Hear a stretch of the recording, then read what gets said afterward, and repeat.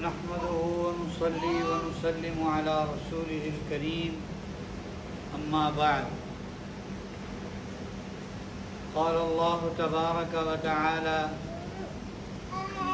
أعوذ بالله من الشيطان الرجيم بسم الله الرحمن الرحيم ومن أعرض عن ذكري فإن له معيشة ضنكا ونحشره يوم القيامة أعمى قال رب لم حشرتني أعمى وقد كنت بصيرا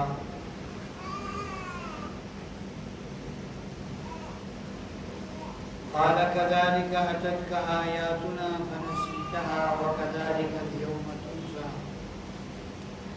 وكذلك نجزي من أسرف ولم يؤمن بآيات ربه ولعذاب الآخرة أشد وأبقى صدق الله مولانا العظيم اللهم صل على سيدنا ونبينا وحبيبنا وقرة أعيننا محمد وعلى آله وأصحابه وبارك وسلم.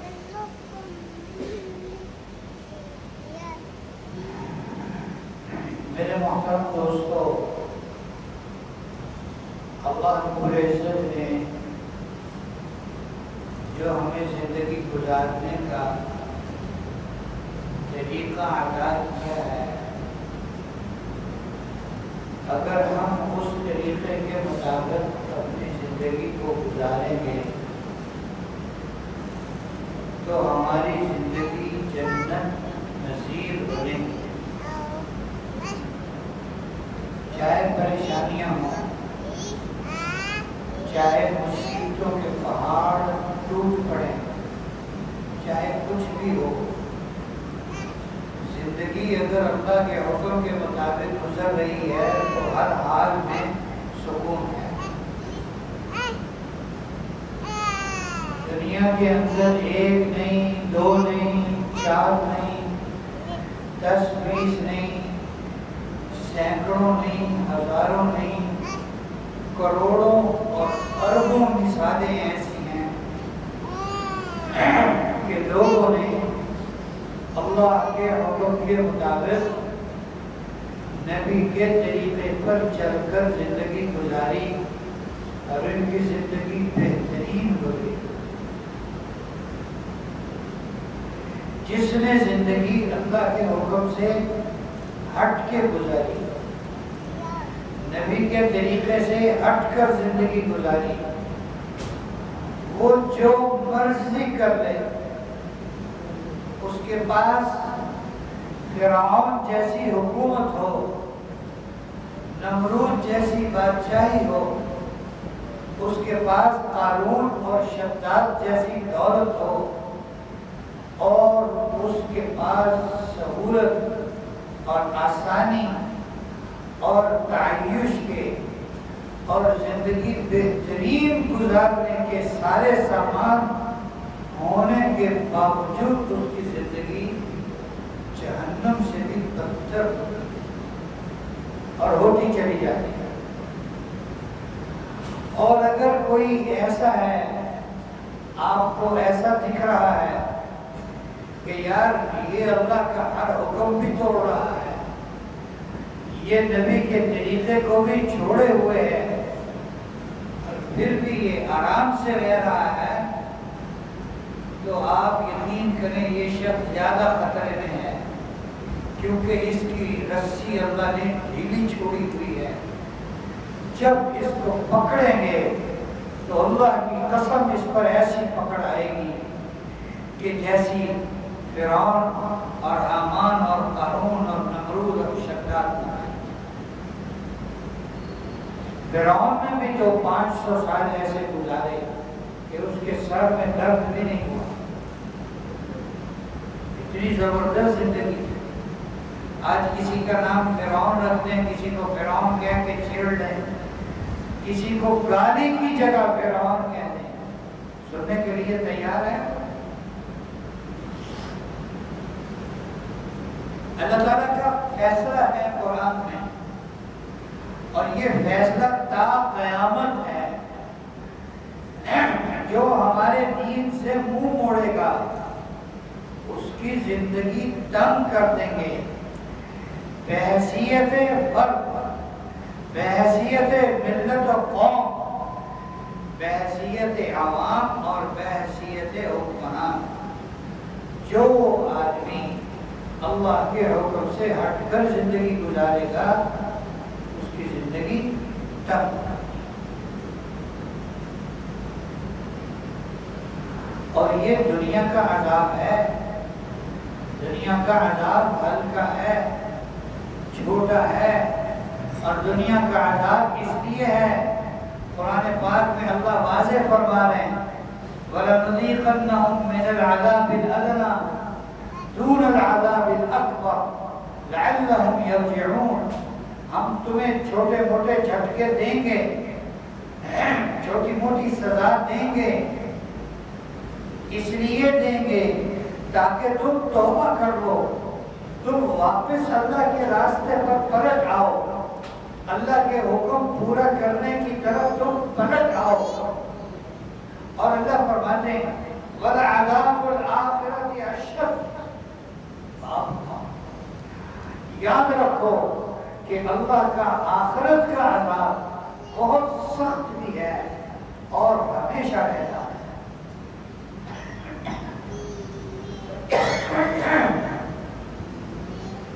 وہاں جو پکڑ میں آ گیا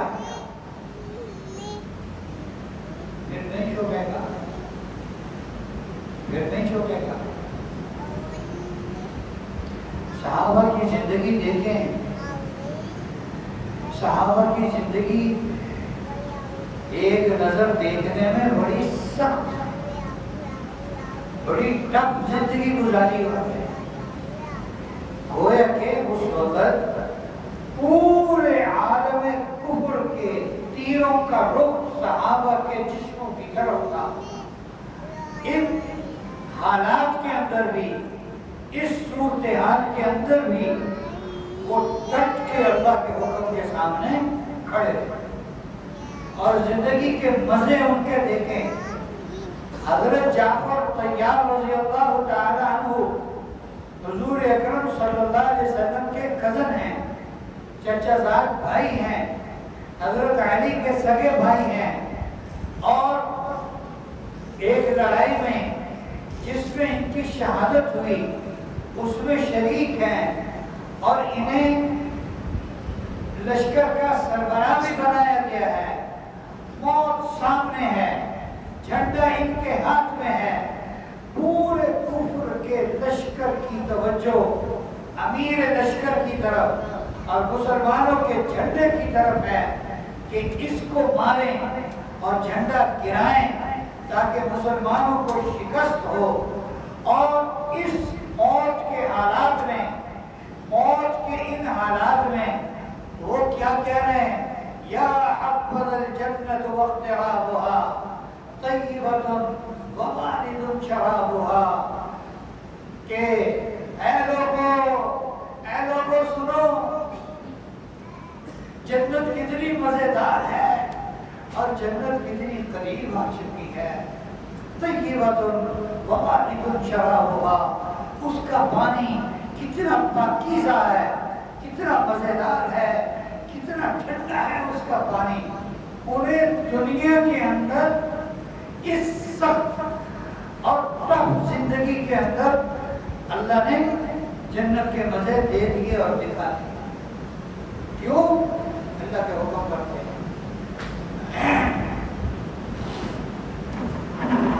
اللہ کے حکم کرتے ہیں۔ اللہ کے حکم پر ہونا یہ اصل ہے، یہ نہیں ہے کہ اسباب تعیش جمع کر لیں، اسباب سہولت اکٹھے کر لیں، کمائی کر لیں، اور ہماری محنت اور ہماری تگ و دو اور ہماری ساری اسٹرگل اور ساری محنت اس بات پر ہو کہ ہم اسباب زندگی اکٹھے کر لیں۔ اسباب زندگی اکٹھے کرنے کی ضرورت نہیں ہے، کیونکہ اللہ نے موت لکھ دی ہوئی ہے، اور اسباب رزق کے پیچھے اتنا دوڑنے کی ضرورت نہیں ہے، اس لیے کہ اللہ نے مقدر میں ملنے والا رزق لکھ دیا۔ اس کا یہ بھی مطلب نہیں ہے کہ ہم ہاتھ پہ ہاتھ رکھ کے گھر پہ بیٹھ جائیں، یہ بھی مطلب نہیں ہے۔ کاروبار کرنا، اللہ کے حکم کے مطابق کرنا، کاروبار کرنا لیکن اللہ کے حکم کے مطابق کرنا۔ جب اللہ کا حکم توڑیں گے، نبی کا طریقہ چھوڑیں گے تو پھر کیا ہو یار، اس کو دیکھو یار۔ جب اللہ کا حکم چھوڑیں گے، اللہ کا حکم توڑیں گے، نبی کا طریقہ چھوڑیں گے، پھر کیا ہوگا؟ ہارون الرشید رحمت اللہ علیہ نے بہلول دانا کو بازار بھیجا اور کہا کہ جا کر آج آپ نے قصائیوں کی دکان کا جائزہ لینا ہے، ان کا سروے کرنا ہے۔ آپ جائیں، ان کے پارٹ چیک کریں، ان کے وزن کے پارٹ چیک کریں، جس کا وزن کم نکلے اس کو پکڑ کے لے آئیں، اس کو ہم سزا دیں گے، جس کے پارٹ پورے ہوں اسے چھوڑ دیں، کام کرنا نہیں۔ بہلول بازار چلے گئے، ایک قصائی کے پاس گئے، باتوں باتوں میں اس کے پارٹ چیک کیے، دیکھا اس کے پارٹ کلو کا پون کلو کا ہے، یہ گڑبڑ کرتا ہے۔ خیر دیکھ لیے کہ پارٹ پورے نہیں ہیں، پھر اس سے پوچھا سناؤ کیا حال ہوا ہے، کیسی گزر رہی ہے، خوب کمائی ہو رہی ہے؟ کہنے لگا کیا بتاؤں، اتنی تنگی ہے، اتنی مصیبت ہے، اتنی پریشانی ہے، کوئی ضرورت پوری ہو کے نہیں دے رہی، دل کرتا ہے جس چھری سے گوشت کاٹتا ہوں وہ چھری اپنے پیٹ میں گھسا لوں اور مر جاؤں، کیا کروں؟ خودکشی حرام ہے، خودکشی حرام ہے، اور پارٹ پورے نہ کرنا حرام نہیں ہے، خودکشی حرام ہے، پارٹ پورے نہ کرنا، پورا تول نہ لینا، یہ کیا ہے؟ یہ حرام نہیں ہے۔ اچھا اگلے کے پاس چلے گئے، اگلے سے پوچھا، اس کے پارٹ دیکھے، اس کے بھی خیر سے پارٹ کا پورا تول نہیں، اس سے پوچھا ہاں کیا حال احوال ہے، خیر خیریت ہے، اچھی گزر رہی ہے؟ مجھے تو لگتا ہے یار تمہارے بڑے مزے ہوتے ہوں گے، تمہاری تو بڑی دکان چلتی ہوگی۔ ارے بہلول کیا بتاؤں آپ کو، اتنا پریشان ہوں میں، جتنی مصیبتیں مجھ پر پڑتی ہیں، جتنی آفتیں مجھ پر ٹوٹتی ہیں، میرا دل کرتا ہے گھر کی چھت سے نیچے کود جاؤں اور مر ہی جاؤں تو بہتر ہے۔ یہ کہہ رہا ہے خودکشی حرام ہے اس لیے نہیں کودتا۔ اچھا خودکشی تو حرام ہے اور توڑ پورا نہ کرنا حلال ہو گیا۔ ایک اور قصائی کے پاس چلے گئے، اس سے پوچھا، اس کے پانچ دیکھے پورے ہیں، اب اس سے پوچھا کیا حال احوال ہے، خیریت ہے، کیسی گزر رہی ہے؟ کہنے لگا کیا بتاؤں، اللہ نے کتنے مزے لگائے ہوئے ہیں، اللہ کی قسم جتنی نعمتیں اللہ کی میرے اوپر ہیں، شاید ہی اے ہارون رشید کی سلطنت میں کوئی شخص ہو جس پر اتنی نعمتیں ہیں۔ میں اللہ کی کس کس نعمت کا شکر ادا کروں، میں کیسے اللہ کا شکر ادا کروں، مجھے سمجھ نہیں آ رہی۔ چنانچہ بہلول واپس چلے گئے، خالی ہاتھ گئے۔ انہوں نے تو کہا تھا جس کے پارٹ پورے نہ ہوں اس کو گرفتار کر کے لاؤ۔ کہنے لگے، ہارون رشید نے کہا آپ خالی ہاتھ آئے ہیں، کسی آدمی کو ساتھ نہیں لائے، کیا بات ہے؟ سارے ایماندار ہو گئے، سب کے تول پورے ہو گئے، سب کے بات پورے نکلے؟ کہ نہیں امیر المومنین، گڑبڑ زیادہ ہے، گڑبڑ کرنے والے زیادہ ہیں۔ ٹھیک کام کرنے والے تھوڑے ہیں، جن کا تول کم ہے وہ زیادہ ہے، جن کا تول کم ہے جن کا تول پورا ہے وہ تھوڑے ہیں۔ تو ہارون رشید غصے ہوئے کہ جن کا تول پورا نہیں تھا آپ اسے میرے پاس گرفتار کر کے کیوں نہیں لائے تاکہ ہم اس کو سزا دیتے، اس کی مار پیٹ کرتے، اس کا تول پورا کراتے۔ کہنے لگے امیر المومنین، میں نے جس کو بھی دیکھا کہ اس کے باٹ پورے نہیں ہیں، اس کا تول پورا نہیں ہے، اللہ نے اسے سزا دے رکھی ہے، میں اس کو آپ کے پاس کیسے لے آؤں؟ اللہ نے خود اسے سزا دی ہوئی ہے، آپ کی سزا کی کیا ضرورت ہے؟ من حیث القوم، ہم دیکھیں ہم ایسی گڑبڑوں میں مبتلا ہیں یا نہیں ہیں؟ میرے سمیت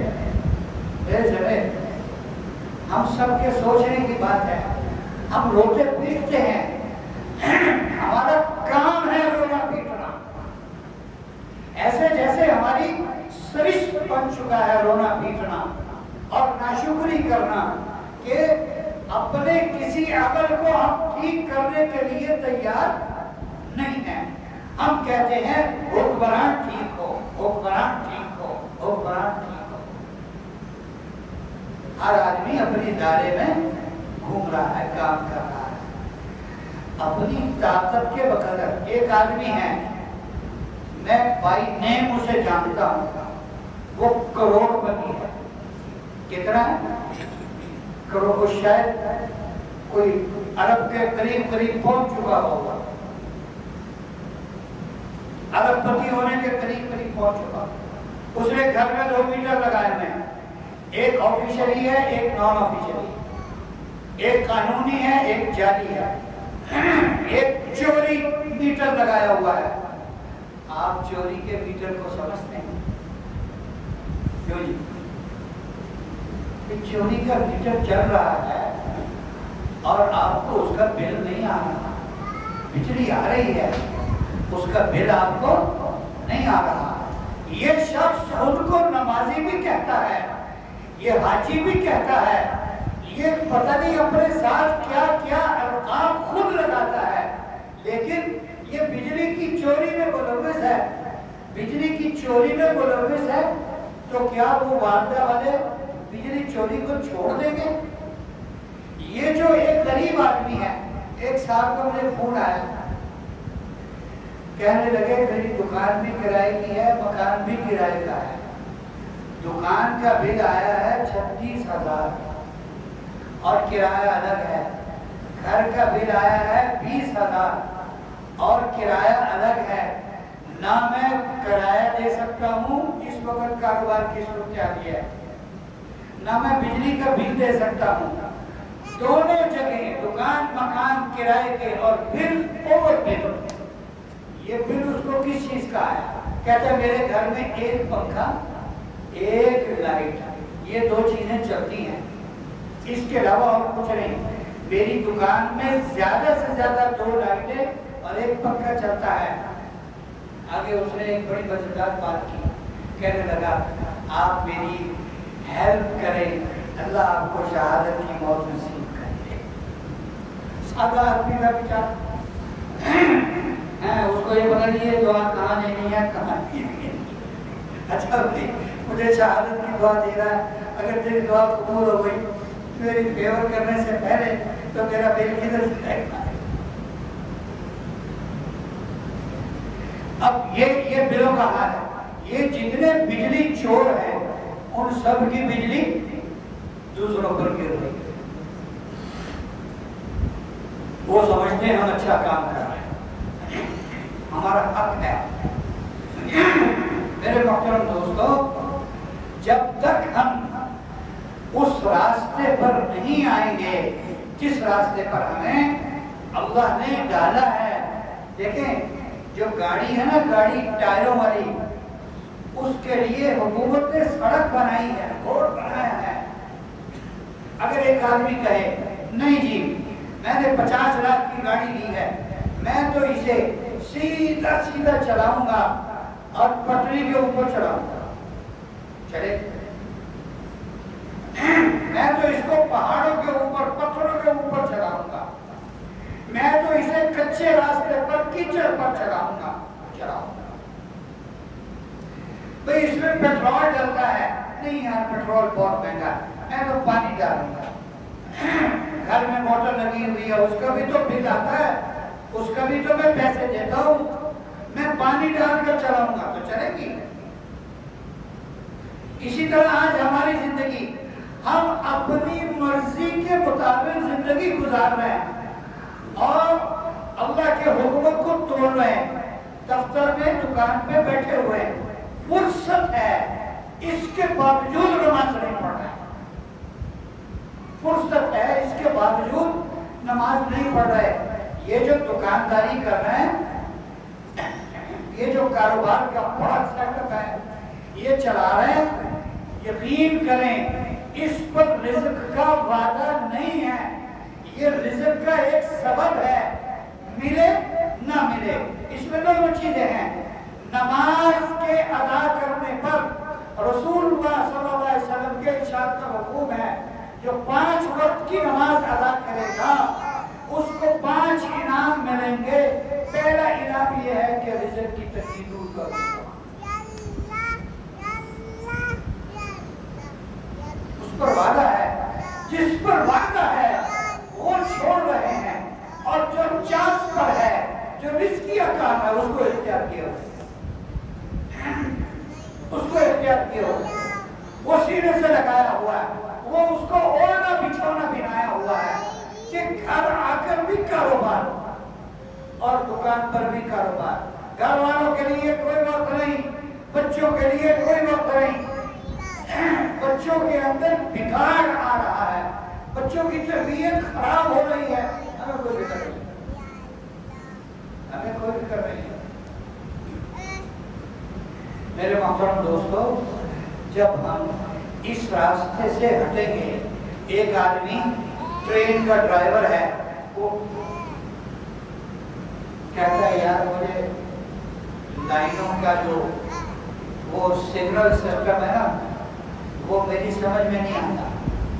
मैं तो मोटरवे से शालीमार एक्सप्रेस कराची लेकर जाऊंगा, सरखर तक मोटरवे से जाऊंगा, आगे नेशनल हाईवे पर जाऊंगा। क्या ख्याल है, वो पहुंच जाएगा, मंजिल मकसूद पर पहुंच जाएगा? फिर उसको रोकने वाले कितने होंगे रास्ते में? फिर ये बताएं कि उसकी गाड़ी चलेगी, चलेगी? यही हाल हमारा है। अल्लाह के रास्ते से हम हटे हुए हैं, नबी के तरीकों से हम हटे हुए हैं। जायज काम है लोगों का, किसी सरकारी महकमे के मुताल्लिक है, जायज काम है, और किसी का हक है, बुनियादी हक है, वो बगैर रिश्वत के पूरा नहीं करना। बताएं इसकी जहन्नुम कितनी बड़ी होगी। और ऊपर से जो साहिर है वो गरीब आदमी है, वो गरीब आदमी है। चलो होगा पैसे वाला बनेगा, चलो यार छीन लेगा, नहीं, वो आगे ही मरा हुआ है, आगे ही उसकी टांगे कब्र में उतरी हुई हैं। और ये ऐसा बदमाश किस्म का राशि है कि बगैर रिश्वत लिए काम करने को तैयार नहीं है, और इस कदर हराम और रिश्वत खा चुका है कि इसके सर से लेकर पैर तक रिश्वत के पैसे की बदबू इसके जिस्म से आ गई, नहीं करेगा काम। ये मस्जिद के सोलर की मेहनत हमने कितनी शुरू, मुझे तो उस वक्त खबर मिली, उस वक्त सही वास्ता पड़ा। मस्जिद का सोलर जब अप्लाई किया हमने, तो पता लगा कि जनाब इधर जितने लोग आ रहे हैं एस्टीमेट के लिए, हर आदमी अपने एस्टीमेट में लिख रहा है इतनी रिश्वत। को खुदा का खौफ करो, मस्जिद का पैसा है।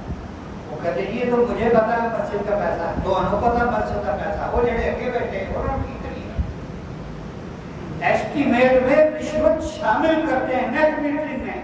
آپ میں سے بہت ساروں کو تجربہ ہوا ہوگا. میں اللہ کی قسم جھوٹ نہیں بول رہا.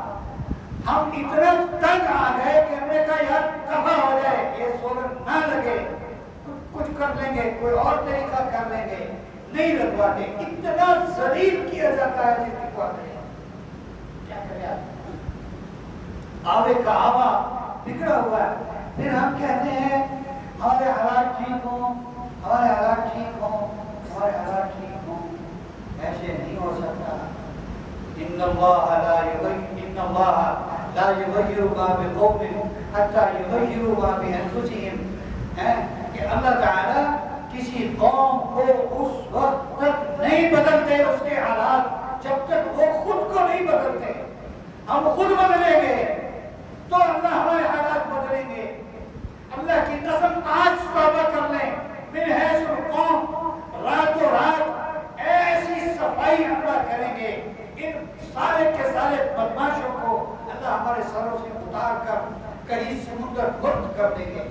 جیسے فرعون بنی اسرائیل کے ساتھ کتنا ظلم کرتا رہا, کتنے سال ظلم کرتا رہا, ایسے تھا جیسے ظلم کی یہ کالی رات کبھی ختم نہیں ہوگی.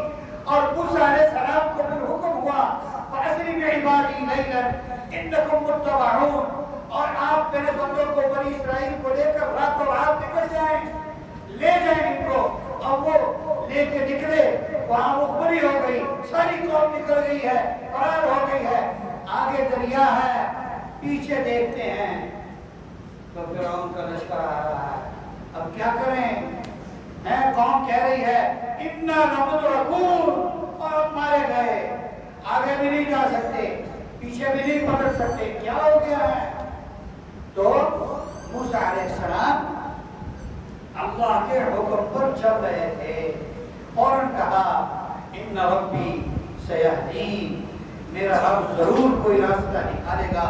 پھر راستہ نکالا, دریا سے نکالا, اور جس دریا سے موسیٰ کے لیے راستہ نکالا اسی دریا میں فرعون اور اس کے لشکر کو اللہ نے غرق کر دیا. کیا بات تھی کہ وہ 100% اللہ کے حکم پر آ چکے تھے. اللہ رب العزت ہمیں بھی ان کہی سنی تمام باتوں پر ہر طرح سے عمل